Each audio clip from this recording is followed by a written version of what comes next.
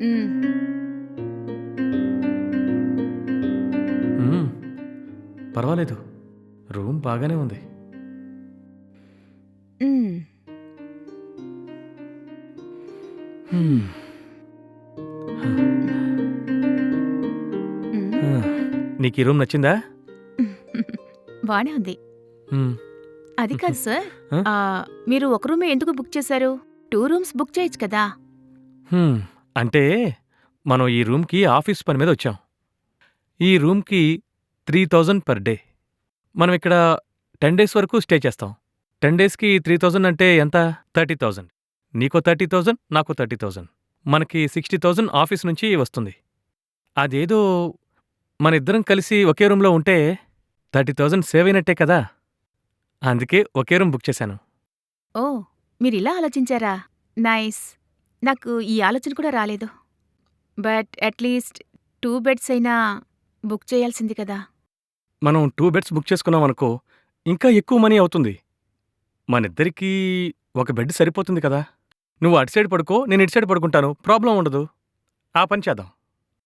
మరీ ఎక్కువ డబ్బంటే కష్టం కదా! ఇప్పుడు నాకు 29 ఏళ్లవుతోంది. ఇంకా పెళ్లి కూడా అవ్వలేదు. ఇప్పటివరకు నేను ఏ అబ్బాయితోనూ రూమ్ షేర్ చేసుకోలేదు. మీతోనే నేను ఫస్ట్ టైమ్. ఆహ్, అదే ఏవండీ, నేనేమైనా వీక్లీ ఇక్కడికొస్తున్నానా? నాకు కూడా ఇదేనండి ఫస్ట్ టైము. హ్మ్. హ్మ్. అవును. హ్మ్.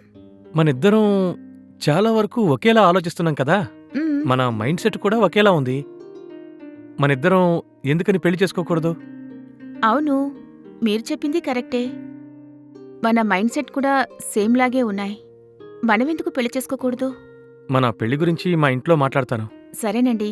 మా ఇంట్లో కూడా మాట్లాడి ఒప్పిస్తాను. మనం మాట్లాడడం మొదలుపెడితే టైం ఎంతయిందో కూడా తెలియట్లేదు. మనం త్వరగా మీటింగ్‌కి వెళ్ళాలి కదా! హ్మ్. అందుకని నేను ముందు ఫ్రెష్ అయ్యి వస్తాను. ఓకే. తర్వాత నువ్వెళ్ళి ఫ్రెష్ అప్ అవ్వు. ఆ! నువ్వొచ్చిన తర్వాత ఆఫీస్‌కి వెళ్ళిపోదాం. ఓకే. హ్మ్. ఆ!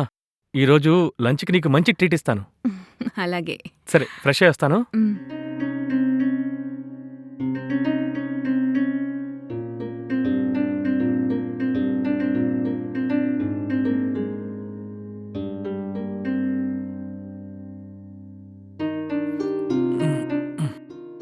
ఏవండీ? హ్మ్. అవును. మనిద్దరికీ పెళ్లయిన తర్వాత ఒకే రూమ్‌లో ఒకే బెడ్ మీద పడుకుంటాం కదా! హ్మ్. ఇప్పుడెందుకని మనం దూరం దూరంగా పడుకోవాలి? దగ్గరగానే పడుకుందాం. ఓకే అండి. హ్మ్. హ్మ్.